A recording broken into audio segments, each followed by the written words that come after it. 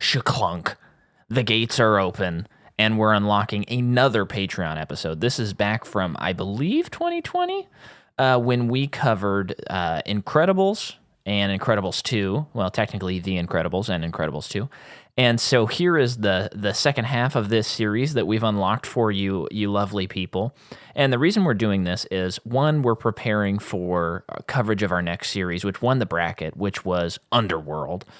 And then two, we are trying to get to 50 patrons. We're really, really trying, and we're kind of close. But we need you to sign up. It's patreon.com/MICAHMCCAW. You got a link in the show notes. And you can sign up for as little as $3. Now, the reason I want to emphasize $3 is most people could take $3, throw it on the ground, walk away, and they wouldn't even know about it. So I'm encouraging you to, instead of throwing that money on the ground, I'm not sure why you're even doing that, put it on Patreon. We even have free trials now.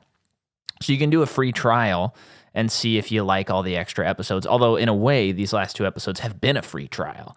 So, but the thing is, once we get to 50 patrons, we're going to be doing something called the Big PIXAR Dive. It's MPU goes to Emeryville, which is where Pixar is located. And we will be covering all Pixar movies. We've already covered a lot on MPU, the sequel, which you can listen to if you're a patron. And then we've also covered a lot on the main feed, but there's a ton of one-off movies, that we'd like to cover and kind of go through a studio and what a studio means. And especially in the last couple of years, there's a lot to talk about. So sign up, get us to 50, sign up a friend. I think you might even be able to gift patrons to people, like a Patreon package. I'm not sure about that, but you might be able to. Anyway, link in the show notes. Enjoy this episode, and next week it is Underworld.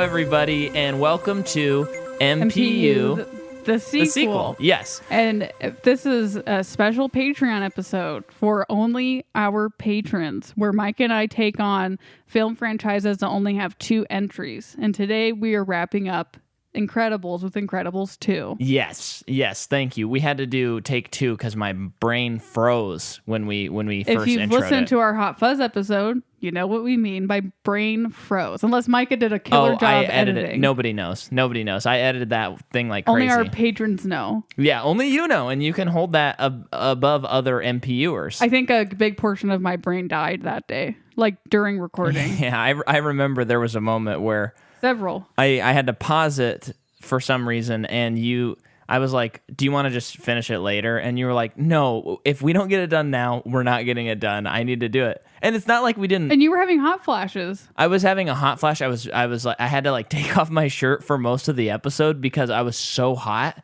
and the apartment wasn't hot. I was just like having a total like internal struggle, and I felt a little lightheaded, and I don't know why. And I think the episode actually turned out really well. I don't think anyone would be the wiser. Cool. But you could listen to it and check. But I know you don't like to listen. Oh, me? Yeah. I'm kind of bored. Which is probably not the best thing to say. But to me, it's like, yeah, I already talked about it. Well, yeah. I already know how I feel. You're bored not because it's boring, but because you went through it. Yeah. I listen to movie podcasts because I want to know what someone else thinks. Mm-hmm. I don't care so much because I trust you and your editing. Like, I don't really care how it turns out.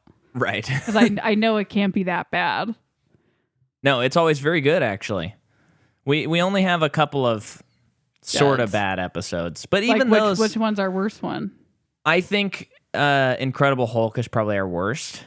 Oh. Because so long ago. That one, yeah, it was our second episode. It's because that one we recorded, and remember, I had the computer in such a way that I didn't see that it had stopped recording, and the next day we had to re-record the episode.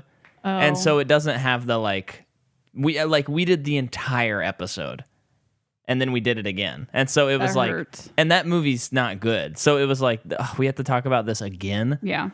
And then I thought that one of our Mockingjays wasn't very good. And then Olivia told us it was like one of her favorites. Like the certain episode? Or just yeah, the I just series?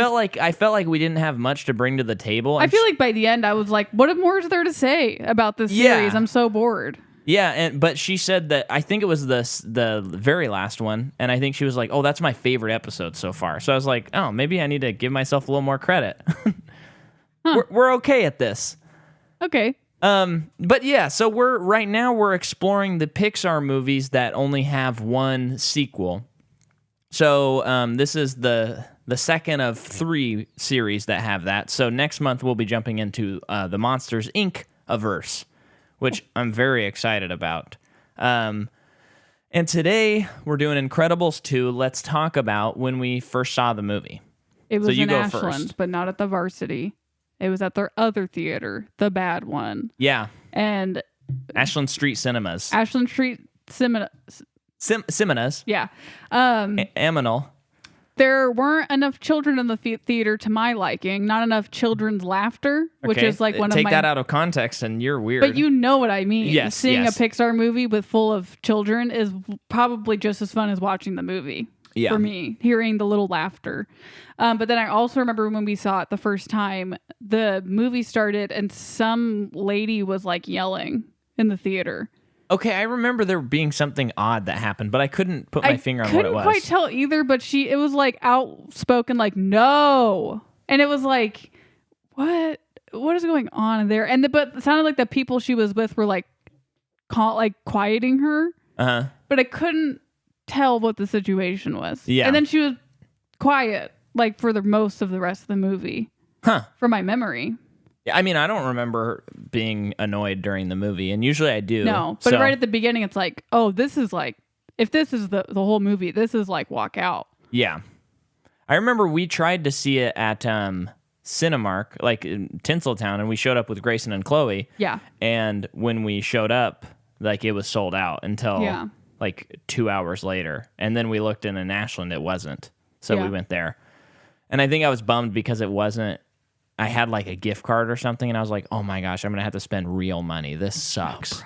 Oh, But here we are, and so I remember. So we saw the movie, and I was like, "Oh, that was awesome." You know, it's 14 years later, so there's a lot of, and if you listen to the previous episode, we love The Incredibles, and we've always loved it. So it was a little like, I felt like I walked out of the theater, and I was like, "Oh, that was really good. I liked it a lot. Awesome. Love Brad Bird so much." And then like a week later, it was kind of like, oh yeah, I forgot that I saw Incredibles 2. Me too. And by then I was like, oh, it's clearly not even close to as good as the first movie. Yeah. If that's the case. So it was interesting going into the movie with that when we watched it last night, because that was only the second time that we've seen it. Yeah. And I know that for like when we went into Finding Dory, I was like, oh, I remember enjoying this movie. I'm going to like still enjoy it. And I kind of didn't like it the second time. Right. And then this one, it's like, oh, I hope that doesn't happen, and it didn't. It's we have pretty to talk good. about the short. What was the short? Ow. The one that wasn't an Incredibles. Yes, it was. Are you sure? Yes, it was. Okay, Yes. talk about it. One of my favorite shorts, Pixar shorts, could be my favorite. It's. I mean, if people saw it in theaters, you know that's the one where this woman is making dumplings, and one of them turns into a baby. Yeah. And it's a little short film about raising a child.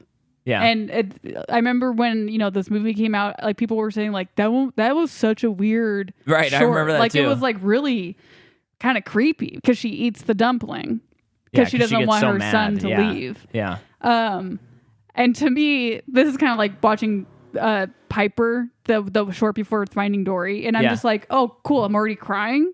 Because I'm a sucker for movies that have to do with the relationship with the parent. Yeah. So you're seeing a mother go through motherhood, and it's just like, I feel like I'm crying even when there's not a bad part. Like it's just so beautiful. Uh-huh. And love the cultural stuff surrounding it as well. That just makes it even more tangible. Uh-huh. And the dad is one of the coolest characters I've ever seen animated. Oh yeah, he has He a was very so large cool. head, right? Yes. And you gotta look it up, people. Yeah, there's if you no haven't. use in describing it. But watching that short and then finding out that the girl who directed it is gonna be doing a Pixar movie Yeah, makes me so excited. I know we talked about this a lot on our Toy Story series, where it's like Pixar is pretty well known as like a boys club. Yeah. And part of that, I think, is it did stem from like a group of friends. Yeah. But then they didn't try and diversify Right. who they were hiring and stuff. And it feels like they're finally kind of catching up to that idea. Yeah. But still, I looked at their upcoming projects, and I know that one was announced. But, they announce projects all the time, and then they don't come to fruition because something I like about it is when it doesn't work out, they scrap it. They don't try and like just finish it because they started it. Right. But I didn't see her name on any of the like 2 or 3 upcoming movies. Well, I hope she just does anything. It doesn't even have to be Yeah. Pixar. I just want to see her do something. Yeah, and with Pixar, you think about Coco. It took them 7 years to make. So them announcing it in 2018, it's like we're only 2 years out. They might be like just finishing character sketches right now. Yeah, isn't there a like an Asian character coming from Disney Studios soon? Because you have Moana, and then like the next one. There's a movie. I think it's Raya and the Dragon. Yes. And they just cast Kelly Marie Tran, the girl from Rose from The Last Jedi, to voice her.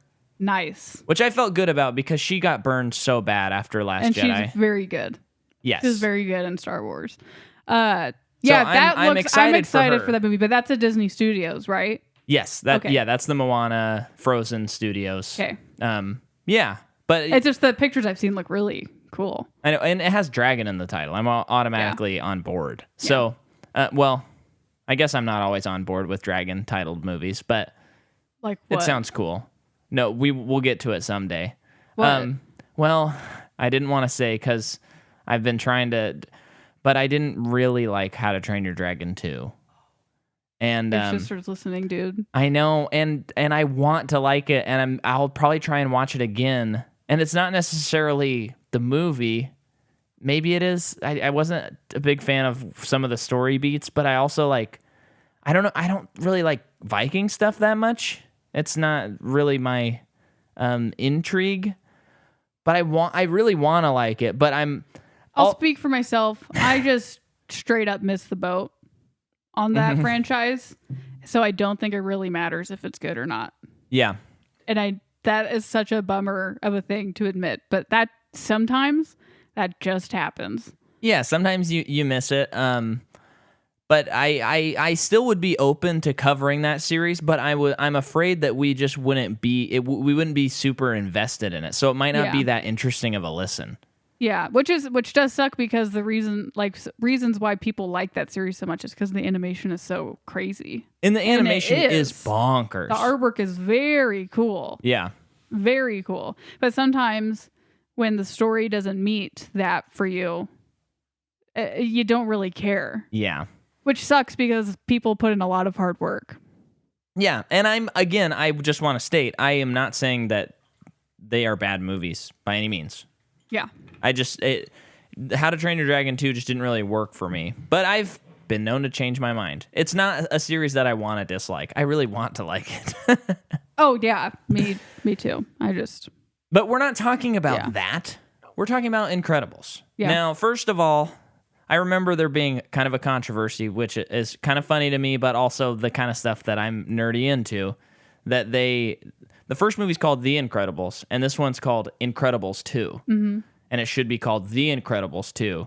And I think Brad Bird was like, no, we thought that they are like a group, and there's more than just, the family, The Incredibles, so it is Incredibles 2. It's not just... That's what I remember him saying. Okay. I know you're rolling your eyes, but I kind of like that stuff. It's kind of funny. Yeah. And boy, we will get into titles whenever we cover John Wick, because they do some weird stuff with those titles. Yeah. And there's only one way they can fix it, in my opinion. But hang on to that. I just ask sometimes for, like, John Wick, for example. Yeah. first movie they're making. It is a original standalone at the time standalone thing. Comes out, pretty big success. Yeah. Therefore, guys, we're turning it into a franchise. Yeah. So I get it. I get it that like, okay, it's just John Wick. Yeah. But have some confidence in yourself. And if you think you have the panache to make this go all the way to, unfortunately, 3 movies, like, make it a John Wick Chapter 1. Just do it. Yeah, I know studios wouldn't let it go through. No, but remember, The Mummy did that basically when that movie starts. And you know what? I respect it. And it says the Dark Universe, but as someone watching it, I'm like, the gall that they have I know. to think that this is launching a franchise. So it's you can do it. It can be done. Let me just spoil. I think so. We have John Wick 1, then we have John Wick Chapter 2. Isn't it just John Wick, though? Yes, John Wick Chapter 2, John Wick Chapter 3, Parabellum or Parabolum, I don't know how to pronounce it. And then John Wick Chapter 4, blah, blah, blah. Another colon, blah, blah, blah, blah. That is how they can do it for me. And I will be like, this is amazing. I don't think they will. I don't know. I think it's possible. Or even a parentheses. That's what they should do next, where it's like John Wick Chapter 4, Conquest of the Enemy, parentheses, the final chapter, or something like that. Where you're just like, now this that is too would much. be confidence to say the final chapter. Hey, that's a thing franchises do all the time. But they didn't do it with 3. Nope. So we're going to have a 4. Yeah. We'll get to it, though. Man, the trucks are noisy today. So, Incredibles 2. It's directed by Brad Bird. Written by Brad Bird. So he came off of Incredibles. Makes Ratatouille. A perfect movie. We can all agree. Arguably, at least top 5 Pixar movies. Then it maybe only put it below the Toy Stories for me. Whoa. I think the more I think about that movie, it's just like, it is pitch perfect. Everything about really it is good. perfect. So now he's made Iron Giant. Like, he's made basically perfect movies. Guy can't lose. Then he goes on. He makes his live action debut with a little movie called Mission Impossible Ghost Protocol. Which is number what? That is number 4. This is Okay. Burj Khalifa and the one where he like drives that car off of the parking lot and smashes it down. Did you hear that? Tom Cruise is swinging off the Burj Khalifa, which is the tallest building in the world. And you can Google right now, type in Tom Cruise, Burj Khalifa, and you will see a picture of him sitting on top of the building. With no safety straps on it. Just hanging out. I mean, he looks like he couldn't be any more comfortable than sitting right there. So he makes that movie, which is an unbelievably good movie. Like, that movie rules. And then he goes on to make a movie called Tomorrowland. Now, this is the only Brad Bird movie I haven't seen. By all accounts, critics, fans, everybody, it's not a very good movie. It's like a movie he'd been trying to make for a little while. And he even, if you remember, he didn't direct Force Awakens to keep working on Tomorrowland. Yep. Which, that's a tough one to think about, because I think he probably would have made like the best Star Wars of all the new stuff. Well, more than JJ? I think so. I think, love JJ, but he is a little. I think people are over JJ. Yes, because of Rise of Skywalker. I think they're over him. Oh, okay. But I think with JJ, he is a bit of a replicator. Yeah. And I'm not, I love it. I think Force Awakens is a really fantastic movie. And I think it was the right call. Yeah. But had Brad Bird made it, it probably would have been like nuts. And visually, it would have been probably the best of all of the movies visually, because his animation background, he just knows how to make a movie look so appealing. Can't wait for whatever comes next with Brad Bird. I'm gonna be first in line. Gonna go to the premiere, because by then we'll be friends with him and he'll invite us. And he seems a little intense. But the kind of friend where he sends us tickets to his movies and premieres. Okay. Yeah. So he makes Tomorrowland. It doesn't do well at the box office. People don't really like it. I will watch it at some point just to see. And so then it's like, okay, I'm making Incredibles 2. Now, a lot of people are like, there's the cynical part of film people who are like, yeah, you're making something that's a guaranteed hit because you just had a flop. And he's like, no, I've always like batted around the idea of Incredibles 2. I just have not been able to crack it. And I feel like now I have cracked the movie. Having watched it, what do you think about that statement? Do you think he was just trying to like get back on top? Or do you think he did? What do you think? Oh, I think he sounds like a guy that does something when he believes in it. Yeah, me too. Not to get back on top. I think so too. I mean, there probably is an element of like maybe he didn't have other projects to sign up for, but maybe that allows him to have the time to like actually get it done. Yeah. So let me jump into the other stuff. I actually don't have a lot on this movie. The music is Michael Giacchino again. Cinematography is Mayar Abu Saidi, who did The Good Dinosaur, the camera work on The Good Dinosaur. Whoa. And Eric Schmidt, who did the lighting on Piper. Ah. Yeah. The movie comes out June 15th, 2018. It has a budget of $200 million. That's so We're making crazy. a Marvel movie?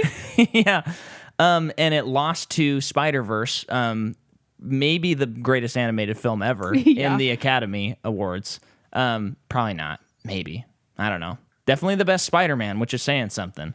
So it lost to Spider-Verse that year. Domestically, the movie makes $608.5 million.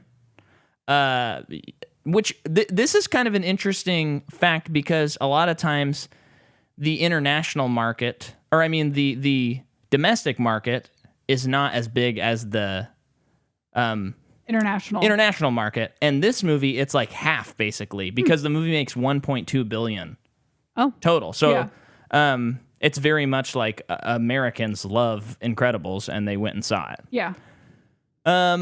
Makes it after Tomorrowland. Okay, so they had to create all of the characters from scratch because they had new computers and new systems to work with. So that's a lot of work right there. Pixar had swapped the release of this movie with Toy Story 4, so they lost a full year of production. Because Toy Story 4 came out last year, and so they switched them. And because in our Toy Story 4 episode, we talked about how troubled the production on Toy Story 4 was. It's kind of it's a miracle that movie is perfect. And then sounds very possible that in a long time we would get some version of a sequel, a third movie, whether in some form, because he definitely has stated like he is not opposed to doing more if he can, because he cut out a lot of story ideas in this movie. Oh, okay. And so if he can crack another one. So I would like a third one. Yeah, I think you totally could do a third movie for sure. And I don't know what you'd do, but I don't really even want to think about it. This one seems like the no-brainer sequel story to me. That's so funny you say that because I don't feel the same way, but that's interesting. Because when I heard about Incredibles 2 in my head, and maybe it's because I'm just used to franchises that have actors in them, I was like, oh, okay, so it's going to be like 14 years later. They've all been fighting crime for like a decade. Oh, I guess I've never thought about in terms of where it would take place. Yeah. I just like I didn't expect it to take place this soon after the last movie. Yeah, I did because not it had been expect so long, that at all. But also the subject matter that they went over, it makes total sense to me that they would do it that way. Like now having seen the movie, it's like I think it would have been too weird to have the movie take place 14 years later. Yeah. Because how the last movie ended with the family, like with basically the family as a whole, like accepting themselves as a unit, and it's like we have powers. Yeah. And they're okay with it. The kids are like, I don't know, they're like more comfortable to do their thing. Yeah. It makes sense that the next movie would be about that. Like the struggle of that. Totally. Which is kind of the same as the first movie, but pretty good. Okay. So, in this movie, have we covered Jonathan Banks? No. Okay, so Jonathan Banks plays Rick Dicker, who is the guy that wipes people's memories. Yeah. He's like the Men in Black of the operation. Because the previous actor had passed. Yes. He has been around. I mean, I think that he's been around since the beginning of time. Well, he was That's just a theory. Yeah. No, it's a theory. But he is best known recently as playing Mike Ehrmantraut in Breaking Bad. Like, I need to tell anyone that. What's funny is anytime I see him in something else, he's not Jonathan Banks. He's not Mike. Whatever the character. It's like, oh yeah, Mike. When he's talking to the kids in this movie, I'm like, oh, Mike doing that. Mike doing that. It's always Mike to me. Yeah. He's in Gremlins. Oh yeah. He plays Deputy Brent. And you might be hearing a little bit more about Gremlins here on the Patreon feed, folks. Maybe. Okay. And then he is in Better Call Saul, of course. He's also in El Camino, of course. You're only naming the Breaking Bad stuff. He is in Beverly Hills Cop with Eddie Murphy, I remember. Oh yeah, he's like one of the investigators, right? Yeah. I mean, he's in everything. I don't think this guy's ever stopped working. He's even in an episode of Robot Chicken. That means he's a certifiable actor. If you're in Robot Chicken, Simpsons, or Family Guy, you're in. That's true. What's funny is, so we've talked about, and we wouldn't do it yet because I don't think it would work yet. But, podcasts have merch, and we've talked about, like, what would we even do, though? And for me, you said there could be a shirt that says, and the movie begins. Yeah. Because I say that every episode. And I was thinking just now for you, it could be something along the lines of like, guys, it's insert actor. You know him. That's funny. Okay. Oh, also, Bob Odenkirk. Another better, well, sorry, I don't want to step guys, on your... it's it's Saul Goodman from Breaking Bad. Also, Better Call Saul.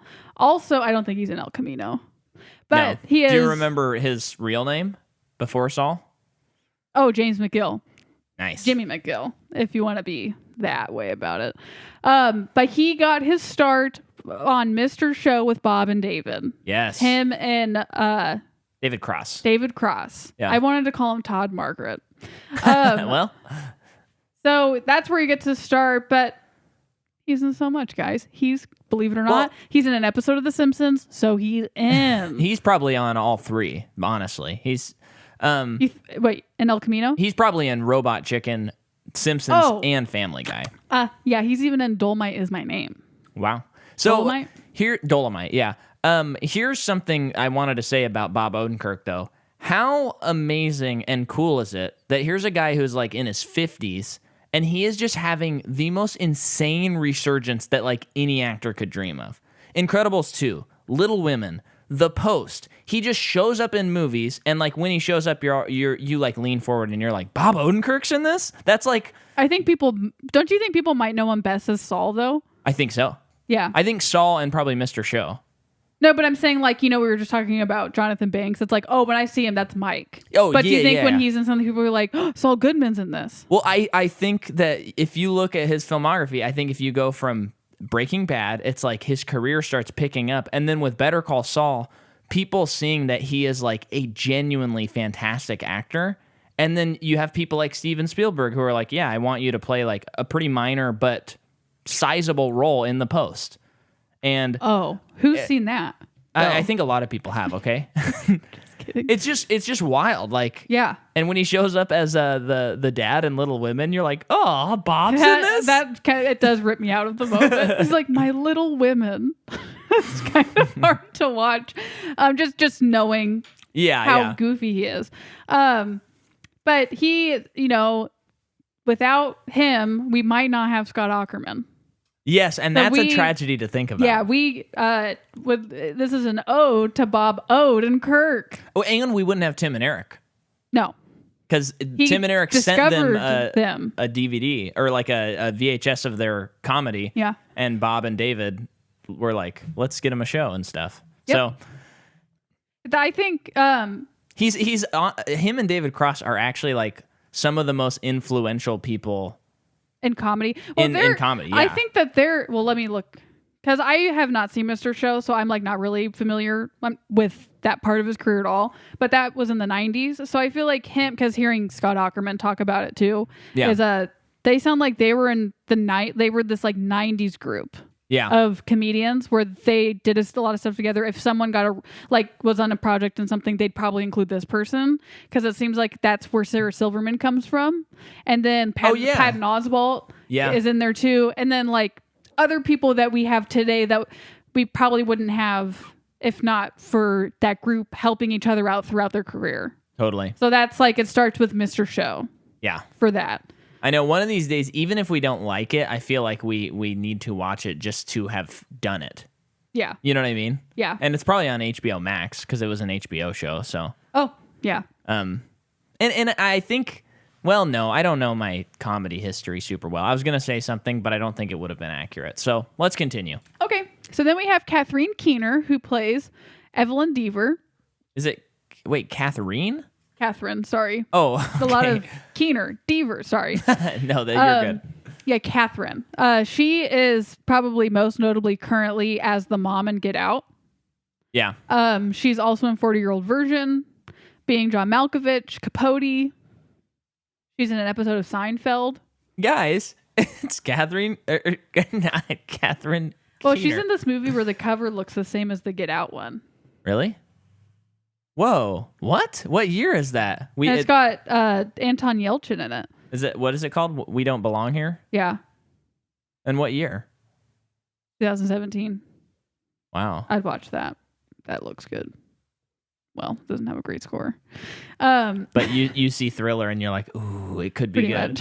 And then we have Sophia Bush, who plays Void. She is in One Tree Hill. That's what I know her from. One Tree Hill. Wait, you watched One Tree Hill? Yeah, my cousin would come down for the summer for like 3 weeks every summer from Idaho. And one summer she brought her entire One Hill collection and forced us to watch it. That makes a lot more sense now. Yeah. Yeah, no, I didn't watch it by choice. Side note on the Void, or Void character, she looks like Katy Perry to me. So when I watch the movie, it's like, oh, Katy Perry. And then, yeah, I don't know. It's the hair. Yeah. Just to blow anyone else's mind, Katy Perry is giving birth to Orlando Bloom's baby. Yeah. I feel like everyone crazy. knows that, but I definitely didn't know that until we were listening to that podcast. Me either. And it's wild for some reason. Yeah. She has Legolas, the son of Legolas, in her womb. Okay, she is also in This Is Us, Love Victor, Drunk History, blah, blah, blah. Oh my gosh. She's in a lot of shows. She's mostly a TV actress. Not that makes her less important. Oh, man. Whoa, who's this lady? She's in something. Oh, Isabella Rossellini, who plays the ambassador. Isabella Rossellini. She's in Enemy. But she's in other stuff, too. Mother. The Mother and Enemy? Mm-hmm. It says Mother. Oh, I don't remember. I remember her. She's also in Blue Velvet. That's a pretty famous movie. So they say. I haven't seen it. That's a David Lynch movie. I know.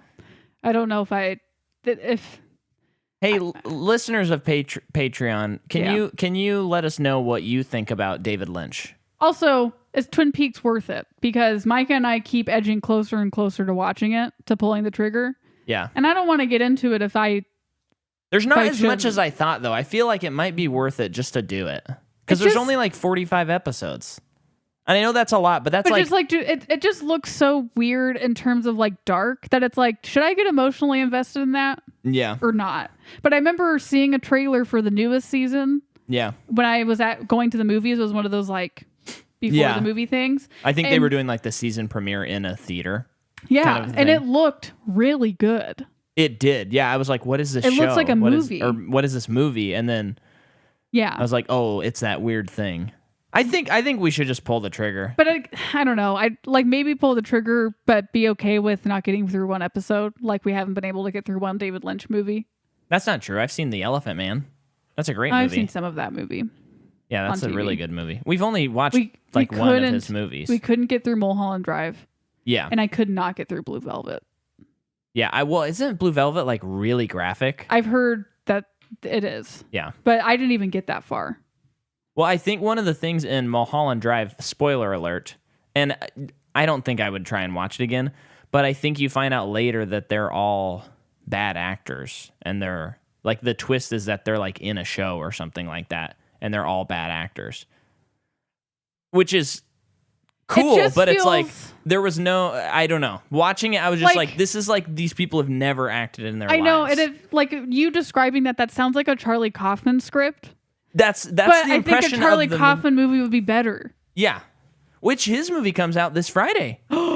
Yeah, that's exciting. We're gonna watch that on Friday, and it's got Jesse Plemons in it, to mention another Breaking Bad person. Sure. So, yeah, let's talk about Incredibles. Okay.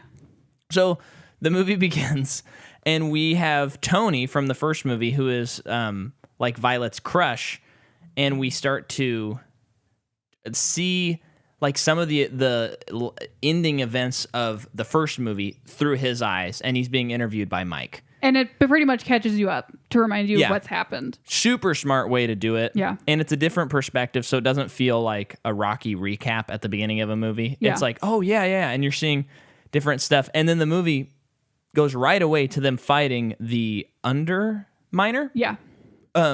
Which is how the first movie ended. Voiced by the pig from Toy Story. Oh, John Ratzenberger? Ratzenberger, yeah. Yeah. Oh, I did not hear that for some reason. Oh, really? That makes sense. Yeah. Yeah.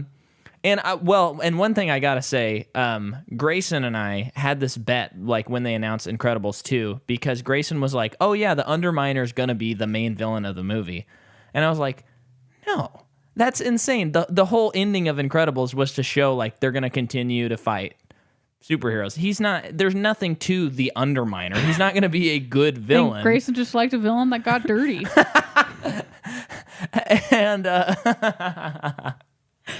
And so, yeah, we had a bet, and whoever won after the movie would pay back the person's ticket. Yeah. So, when we saw the movie, actually, I think Micah was sweating bullets at the beginning of this movie. Well, and I was like, there's no way he's gonna be involved. And then you start seeing him at the beginning, and I was like, oh no, I'm like, no, it still doesn't make sense. They're gonna defeat him and then go on to do other stuff, and like the new villain will present itself, and then it's like kind of a long action sequence. And then it gets past me, and I'm like, okay, sweet. He owes me $7.50. But so they fight the Underminer, and it's cool seeing them do all their stuff. I mean, again, what can we say except Brad Bird is like just unbelievable at action. It's why Mission Impossible is so good.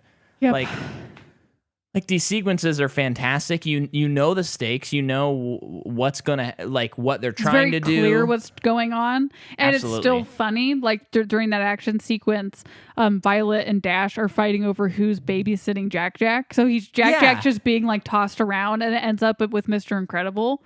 But what's really good, so that sequence happens. They stop his like drill thing right before it hits the Capitol. So they save the day, but then of course they're arrested because supers are illegal, and they're being interrogated, and they're like, basically the people were like, you shouldn't have done anything, you've caused so much property damage, and the guy still got away. And it's like, oh yeah, they're right. They're like, you should have just left it alone and let us handle it, which would have been, they were like the money was insured, like it would have been fine. And it's like, we would have investigated it once it was over. And it's like, oh, can't really argue with that. That's how I feel. Well, you guys suck because I like superheroes, but I feel like you're right. Yeah. So the Mike, the Mike guy, we're just calling him Mike. Pretty much him and the organization he works for is disbanded, which they were, even though supers were illegal, they were still kind of making sure that like wiping people, being like the Men in Black of like, getting rid of things that shouldn't be around, that's super related, and then also relocating supers if necessary. So the last thing he's able to do is to like give him 2 more weeks in a motel, because remember in the last movie their house blew up, so they don't have a home. And I guess I didn't realize this, but they did not see Jack use any powers against Syndrome. No. think it's a tiny bit of a stretch, but I'll let it slide. I'll let it slide. I think it totally works, and you're being dumb about it. I guess if you look up, no, yeah, I guess you're right. Because I'm looking out the window and like I couldn't see a human being that was even like higher than the high school building right here, probably. Yeah. Uh-oh. I just gave our location. A high school? A high school. It's actually a high school in California. Oh, okay. No, I think all the people who are patrons know where we live. Yeah. So yeah, go ahead. Okay, so ideologically, I was hoping to jump into this part of the movie. I think there's a couple of things. So there's one, and it's stated right here at the beginning, that where they're trying to decide like what is the necessity of superheroes in general. Mm-hmm. Because if it's insured, if all that stuff's happening, why do you even need them? And I feel like that's one of the main questions of the movie. It's exemplified with like Bob Odenkirk's character, who's like, we need superheroes. They inspire us. They're awesome. And then you have Catherine Keener. Catherine Keener. I don't know why I have trouble with her name. It's such a different name. Catherine Keener's character, who we find out later is the bad guy, she is like, no, we don't need them. We need like just regular like Law and Order. Mm-hmm. And that's like, because I was trying to think of, in the first movie, it's such a commentary on superhero movies. So I've been trying to think since we watched it, like, well, I think one of the reasons why I initially didn't like it as much as the first movie is I didn't feel like it had that commentary on superheroes. Yeah. Like this movie feels a little bit more like a superhero movie. I agree with that. I like the whole Elastigirl, Mrs. Incredible plot of the story. It's pretty interesting. The action's amazing. Oh, yeah. Pretty interesting. I prefer the Mr. Incredible storyline like way more. Yeah. I find it way more interesting. Well, I love a good role reversal. So I love all that, and I know you do too. But yeah, so I was just trying to think of like, yeah, I think this movie is asking the question like, do we even need superheroes? Yeah. And I think that helps me like it even more. Yeah. And then I was trying to think, like, I feel like there is a reading of this movie that it is a commentary on superhero movies. Okay. So you have, like, Deaver, Bob Odenkirk character, who is, like, a fan / like, the Disney company that's pumping out, like, Marvel movies all the time. Then you have Screenslaver, who's, like, you're addicted to your screens, and she's even, like, an art person. And I feel like she could maybe... This is kind of a stretch, so I want to see if you agree with me. Like, Catherine Keener's character is kind of a... The character's name is Evelyn. Evelyn is like a... You know, like when you see a Marvel movie with someone who's very, like, just getting into movies or something, or they're, like, really artsy, and they're like, oh, that was really stupid. It's not artistic. It's not, like, an actual valid expression of art. And you're like, well, I think it is. It's just a different kind of valid art. Yeah. So I feel like she represents that and maybe like critics. Yeah. And then, yeah, you have like the Screenslaver who's saying that they're like slaves to, you know, the franchise, the screens and all of that stuff. That's kind of as far as I got. But I feel like that is kind of in there, kind of a commentary on, because it's so overblown right now. Every other movie seems like it's a superhero movie. Yeah. And I feel like they're begging the question of, do we need them? And they end on, yeah, we like them. They're cool. Yeah. They serve a purpose. And I think in the movie they're saying like superheroes are oversaturating just normal life. Mm-hmm. And there can't be like normal people have a hard time living life because there are supers. Like because back when they were legal, destruction and mayhem. Without them, not so much. Sure. That's kind of like an argument I think she's kind of making too. I think in the story it's really smart, as they know, because this is why they chose her, that Elastigirl's the one who's going to be doing the work because she doesn't, like, Mr. Incredible is too messy. Like, I think it's which really is very funny. Like, I guess the motivation of choosing her to be the one, like, it's like, oh yeah, totally makes sense. And then it also, the cause and effect of it is the Mr. Incredible storyline, which is like so interesting. So like the first movie is about, you know, modern American family. Yes. Especially that, like, because there's not much of a time difference, the set and the costume or the outfits are still pretty much 60s, 70s ish, which is still a big, like, nuclear family was really important during that time. So it just continues to be. But this movie continues on the whole like deconstructing what a family is. And by that, like a dad's relationship to the family. Yeah. But in this movie, he is forced to be as what we would most classically consider the mother role. Yes. And seeing him navigate it. Yeah. And I think it's very cool that the movie doesn't do that thing that sometimes sequels do where they take back like character growth from the previous movie. Because it is cool that like by the end of Incredibles, Mr. Incredible's like, I want to be there for the family. I want to do this. And then in this movie, he's never like, oh no, I don't want to do. He doesn't regress into like, I'm just gonna skip out on the kids and be super. No, he's like, I'm gonna be the best parent at it because last movie, you know, he was surging so hard to be the best, to continue to be the best when it was denied him. In this movie, he's still that same person where he's like, yeah, I'm accepting that I have to be at home, but I'm going to be the best at it. Yeah. So yeah, that they did a really good job with that. And I think if we want to, if I can still get my little read on the movie, I think them choosing Elastigirl is also like a studio being like, okay, we've done like the punchy superhero movie. Let's do something a little more layered and interesting. So let's choose this person because she's got it going on. She's more hip now. And she's more investigative. I mean, she's more thinks and then does. Yes. Kind of thing. Which I know that because of how the storyline is, she's kind of like strung along to find out these things. But can you talk about the train sequence while I try and find that really weird review? Yeah. That talked about Mrs. Incredible. Yeah, so she's chosen. She's going to go on this mission so she has to leave the family for a while. Okay, so there's a new hover train being put to the city. She's there. She's checking it out. They're listening to a police scanner. And then here's that some weird stuff might be going on during the ceremony. And then once the train is like, it's like a coronation. Coronation? Is that the right word? Yeah. I mean, let's just go with whatever. So ceremony. The train starts going backwards. That's not right. So she's getting on the train. Really cool action sequence of her on this motorcycle. And pretty much finds out that the guy driving the train was hypnotized the whole time. So he wasn't doing anything. Like he didn't know he was doing something wrong. Yeah. Which leads on to the screenslaver whole storyline. But the big point is she needed to be shown with a body camera on her suit that she was saving the day. She kept people safe. No one got hurt, no casualties. And not that like there was hardly any destruction caused. Yeah. I've almost found it. So what Micah is looking up is there is a New Yorker review of this movie, and the guy who reviewed it, it's one of the perviest reviews you could ever read. I'm almost there. I'm getting toward the end of it here. There are quite a few discussions. Yeah, keep vamping. I'm almost there. He has a thing for Mrs. Incredible.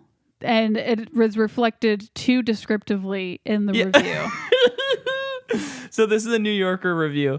Okay. Incredibles 2 can scarcely own up to those, not with young children in the audience, but what it can do, even without stating the dilemma, is to offer a solution. I don't know what he's talking about. I didn't read that part. Hence the sight of Helen, accelerating off to work away from her justly abandoned man in her black mask, her long, tall boots, and her empowering outfit, as tight as a second skin. Which brings us to the other event.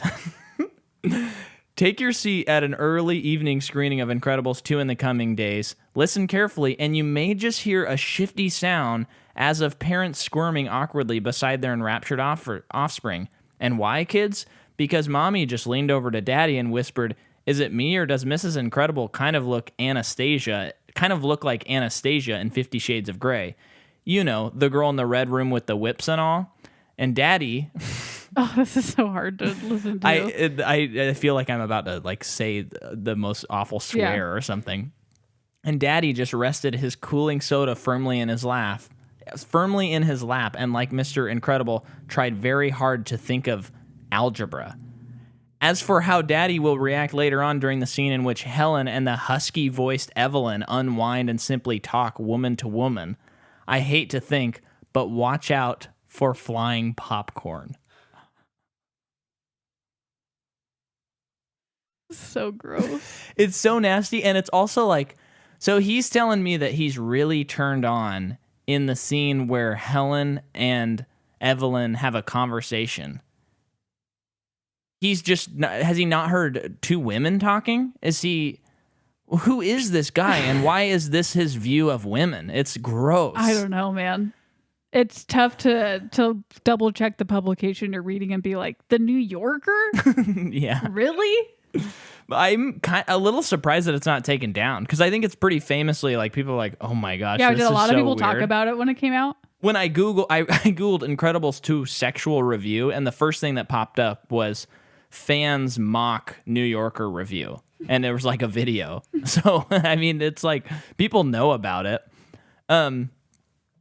So let's talk about Jack Jack. Okay.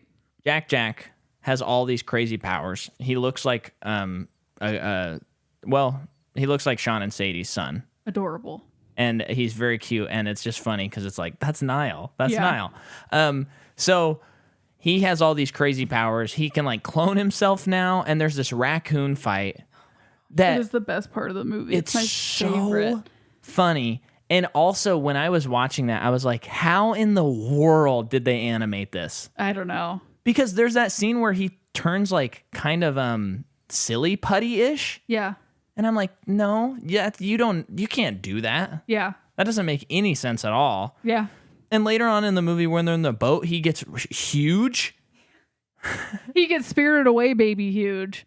It's so unbelievable. So you have the Jack Jack thing. Edna Mode gives him I think a new costume. they figure out that he has 17 powers. I think it's more than that, actually. I think I heard the number 17. 17, okay. Probably 17 known of. Yeah. And that would be the one thing if they made another movie where it'd be like, what more could you do with Jack Jack? Because there'd be that expectation almost. You know? Where it could be, that could go pretty bad if you don't do it just right. Yeah, and I just have to say too, because so Jack Jack's like my favorite. But also in this movie, Dash was just killing me when they go to the new house. Yeah. And he's pressing all of those buttons. And the couch like falls into the water. Oh my gosh, it's so funny. And then when Mr. Incredible finds out that his car has been bought by like an eccentric billionaire. Yeah. And like they don't know how, they could never find that remote control, so they can't get all the bells and whistles to work. But Mr. Incredible has it, and Dash just starts just pressing buttons. Yeah. Oh my gosh, it is so funny. And then just throughout the movie, when it gets to the point when him and Violet have to go save their parents, and she's asking him a question, and he's just like, and it's like such a 10-year-old thing. Yeah. It's just the voice acting is so good on him. So good. And then just everything about him is so funny. He's unbelievable. I like that they don't try to shove in like a big arc for him. Yes. Because there's so much going on in the movie, and it makes sense that he's just excited to like do whatever he can do. Yeah. So because every once in a while you'll watch a movie like this, and they pack everything in. Yeah, and they're like, every character has to have an arc, which is good writing, but sometimes it can be a little much. Like in Toy Story 4, they kind of sideline some characters because they're like, we got to worry about Woody. Oh, yeah. I mean, for him, and I like that he's did that. 10 years old. Life is simple. Yeah. So they make him a simple character. Yeah. Violet is coming of age. She's Right. not as simple, and that's why she gets the little bit of drama. Yeah, and that whole thing about her like renouncing being a superhero because Tony doesn't remember who she is because he was, Mind was wiped. All of that's really funny. The animation when they go to the restaurant he works at and she spits up the water through her nose and her eyes bulge. Again, how did they do that? It was so good. It's so cartoony, but yet so real. What's kind of cool about this series is like Pixar tends to drift more toward like realism in animation. And like with these, because they have these odd powers and some of the weird expressions and stuff, they're able to kind of marry that with like weird animation that like defies the laws of physics and stuff. And the artwork is the people kind of look different than all the other people in other Pixar movies. Yeah. Like it's very specific. Like it's all, I don't know what the art style would be, but just shapes are really important in these movies. Yeah. Because you even see that when the credits happen, those kinds of shapes. It's the same thing, just 3D. with texture. Whoa. So everything is just really figured out down to the shape of people. Really wonderful. Yeah. I was going to say too, going into like Mr. Incredible, like his arc throughout the movie of being a dad. It's so like being a dad of 3 children. They do a really good job of him showing how he's trying to help each child by being a parent. With Violet, he's just trying to help her in this situation because he caused it. Yeah. And then with Dash, he's just trying to help him with math homework. And I'm sure so many parents felt like that was just hurt to watch him yelling that math is different now. Yeah. And then with Jack trying to just figure out what he is so good. And then just seeing how it just all of the energy just sucks it out of them. Yeah. And they just do a really wonderful job of illustrating all of it.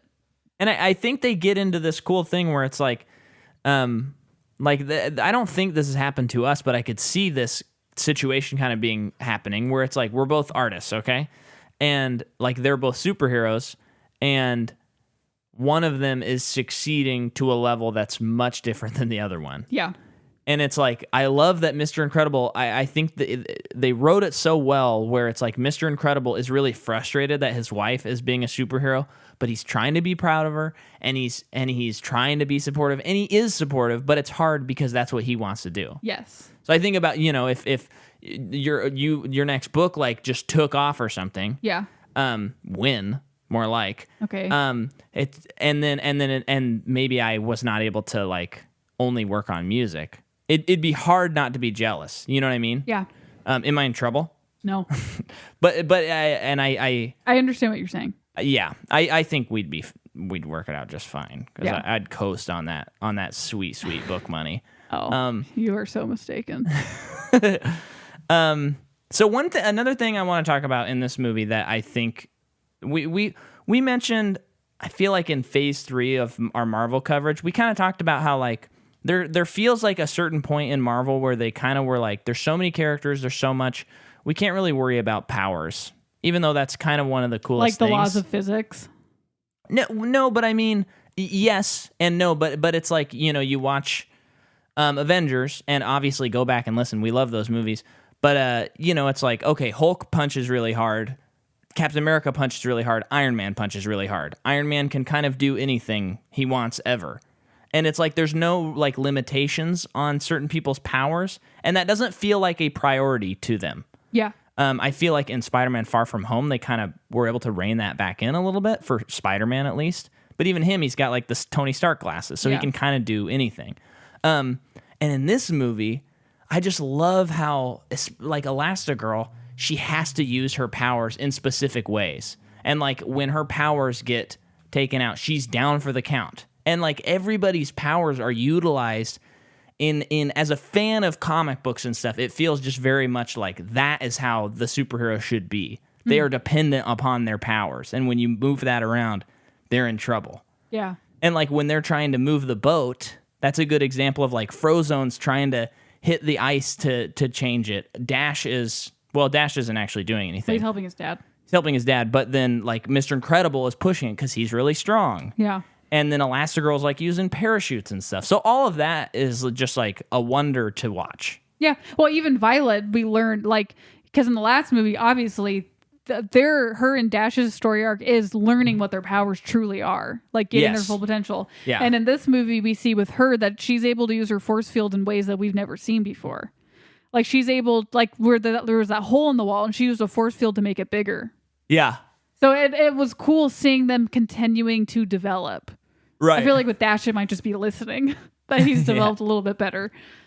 And in this, like, I feel like Void's power is really cool because she can like teleport things. Uh-huh. So throughout the movie, like, there's that fight sequence when her and Mrs. Incredible are fighting, and it's nuts. It's crazy, and it's also really impressive to the animators and storyboarders that scene was not incoherent. Yes, but all of this stuff where and like when she's fighting Violet and Violet's just running through that hallway again and again and again, it reminds me of the most incredible 2 games, Portal. Okay. Where you can do that sort of thing. You have a portal gun and stuff. And all of that stuff is just like unbelievable. Well, I think they do a good job in these movies that I think I agree with the Marvel thing that I don't think it's as much of a priority. Yeah. But that you can tell throughout the fight scenes that the superheroes are trying to figure out how to use their power in To a problem different way. solve. It's all And- problem solving Yeah. because everyone's in command of their own thing, but it's how to adapt to someone else's powers, Yes. like how that affects their powers. Yeah. Very good job on that. Because, like in Marvel, they've always been more interested in the characters and the overarching narrative. In Marvel, they're pretty much just having to fight minions most of the time. Right. But, I think about Captain Marvel, and it's like, if I said, what are her powers? It's like, I would say she's Superman. yeah, she can fly and punch hard. Yeah. But I don't, the screenwriters and like people from comic books are always like, she's the most powerful. Or people say like, she's one of the most powerful. And it's like, that's not really conveyed to me. I don't understand that from what you presented. And in what I'm saying is just in these movies, they make them very integral to what it is. Yeah. Down to the guy who's the regurgitating Reflux. Who is like basically a frog. And he goes, hey, I'm Reflux when he meets Elastigirl. And he goes, superpower or disorder? Who knows? you decide. Yeah. And then he... It basically throws up lava. which I laughed every time he threw up. It's so funny. So we have the twist of the bad guy. Mozart is playing when Edna Mode's doing the stuff. I mean, we've been pretty scattered. How should we come back around? So pretty much throughout, Elastigirl figures out where Screenslaver is. She goes to the apartment of where she believes Screenslaver is. They fight. That's the big flashing scene where they had to warn people about.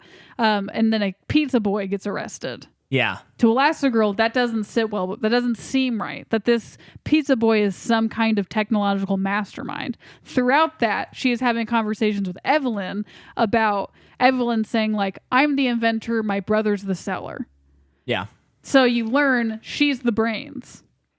Therefore, you learn more once Elastigirl gets on her trail more that Evelyn is Screenslaver. Yeah. The technological mastermind. And her whole motive is, like you said, getting rid of supers by way of documenting that they're hurting people. Yeah.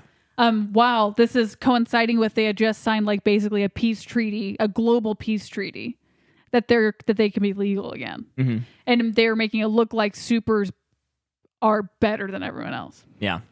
Then we have the fight scene. Mr. Incredible shows up, and he is also because they're all hypnotized. Yeah. So Dash and Violet have to go save their parents. Love that they have to. Yes. Because even Frozone gets captured. And love that because of the last movie and what we've seen in this movie, they have the courage to do it. Very good point. Yeah, they're you're just right. kids. Yeah. But they have the courage to do it and believe in themselves to do it. Yeah. Well, meanwhile, babysitting Jack. Yeah. They do it. We've talked about it. Evelyn gets captured. She gets arrested. Very funny snide comment from Violet about it, where like Evelyn's sitting in the police car getting carted off to jail, and Violet's like, yeah, but she's rich, she'll probably just get a slap on the wrist. And it's like, whoa. Yo, probably true. Yeah. And then we see that the family is happy to fight together as a family. And there's that scene where Violet's going on the date at the theaters and people firing out of a car drive by really fast, and she throws money at Tony, and she's like, I'll be there before the previews start. We'll be right back. Yeah, because they all fight together, which is very cute. Yeah. It's a good movie. It was a really good rewatch. Yeah, I think first one's still better. First one's better. Yeah. I liked it a lot better this time around, though. Me too. I think part of it also is just the expectation is so high. Yeah. When you're like, they've waited 14 years, this has to be like the best thing in the world. Yeah. There's no way it's not gonna be. Yeah. And so once you get that out of the way, rewatching, it's like, okay, I know what this is. Oh, this is actually amazing. It's so fun too to have a sequel of something that far later when an animation has gone so far. It goes so far every year. So to go from 14 years later, it is really cool seeing how the animation improves the visuals of the movie. Totally. Down to like a lot of the action, but even just down to like texture on things. It's just the characters feel more fleshed out. Totally. And the hair in this movie's nuts. Oh yeah, Dash's hair Violet is even blows better. her hair. Yeah. I don't get that. Oh, I feel like that wouldn't be that hard. But she moves it in different directions and her hair reacts. It's just like I cannot imagine animating hair. I don't get it. Yeah. I mean, I don't really get animation, but I'm obviously fascinated by it. Yeah. Yeah, it's great. I mean, if they make another one, that sounds awesome to me. Me too. But just one more. And it's got to be Brad Bird. Yeah. I think if they ever try and make one without him, or even if he's just producing, no. I mean, if they waited 14 years for him to make another one, I think they can wait another 14 years. Yeah, they wouldn't. Even though it made so much money, it's like, I don't know. They can wait. Yeah. I can wait. Movies don't exist anymore. We don't get new movies anymore, so it doesn't really matter. That's true. So, yeah. Well, happy September, patrons. We're glad you're here. Next month, we're going to do Incredibles. Monsters, Inc. And then we'll be close to done. But there will be monsters after Monsters, Inc. Oh, That's we're doing for Monsters, sure. Inc. in October? Yeah. Was that intentional? No. I just wanted to Wow. do the Pixar sequels. I love how that lined up. Yeah. And it works because it's like you got your summer movies. You got your Finding Dory. You're in the sea. Then fall. Your Family, school. family school. Yeah, we're about ready to go back to school this month. You know, Not us. not really, but and then now it's getting a little bit spooky. But maybe those monsters just need a laugh. Thanks for listening. Thank you for being a patron. We do really love you guys, and we're so thankful that you would. It is. And it is. And we're so thankful that you would spend your hard-earned money on us. So, Peace.